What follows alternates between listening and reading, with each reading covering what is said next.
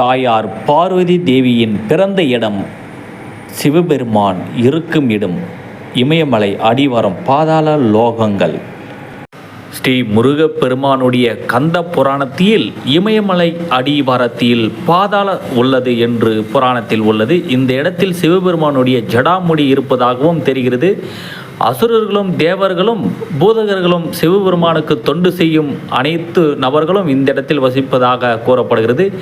இதில் இந்த இடத்தில் நீங்கள் பார்க்கும் இந்த இடத்திலிருந்து 4 வழி பிரிகிறது. அந்த வழி அனைத்தும் மூடப்பட்டு உள்ளது.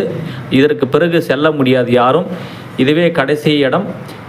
இப்போ பார்க்கும் இந்த இடத்திலிருந்து 4 வழி பிரிகிறது. அதை மூடப்பட்டுள்ளது. அந்த பக்கம் போக முடியாது.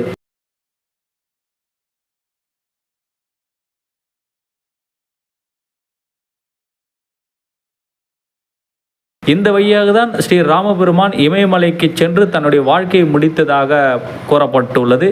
இந்த இடம் ஸ்கந்த புராணத்தில் கூறப்பட்டுள்ளது. ஸ்கந்த புராணம் தமிழ் கடவுள் என்று நாம் தான் சொல்கிறோம். அவர் உலகத்துக்கு சொந்தமான ஒரு கடவுள் என்பது இந்த இடமே. கந்த புராணத்தில் இமயமலை வருவதற்கு இவர் உலக கடவுள் என்பதற்கு இதுவே மிகப்பெரிய ஒரு உதாரணம் என்பது நாம் புரிந்து கொள்ள வேண்டும் முருக பக்தர்களே. இந்த இடத்தில் ஆதிகேசவா 5 தலை கொண்ட ஆதிகேசவா வாழ்கிறார். இந்த பாதாள உலகத்துக்குள் 5 தலை கொண்ட ஆதிகேசவனும் அசுரர்களும் தேவர்களும் இருப்பதாக கூறப்படுகிறது. ஆன்மீகவாதிகள் சொல்கிறார்கள்.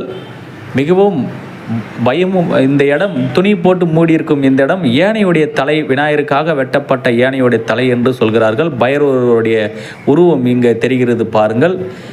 மிகவும் அற்புதமான இந்த பூலோகத்துக்குள் நாம் பார்க்கும் அதிசயம் பாக்கியம் நமக்கு கிடைத்துள்ளது.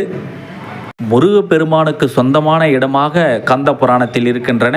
சூரபத்மனை வதம் செய்வதற்காக முதலில் இந்த இடத்தில்தான் பார்வதி தேவியிடம் ஆசை பெற்றார் என்று கூறப்படுகிறது.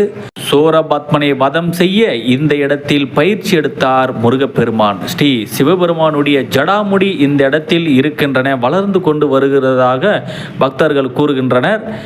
பார்வதி தாயாருடைய பிறந்த இடமாக இந்த இடத்தில் இருந்து இமயமலை அடிவாரம் பூலோகம்.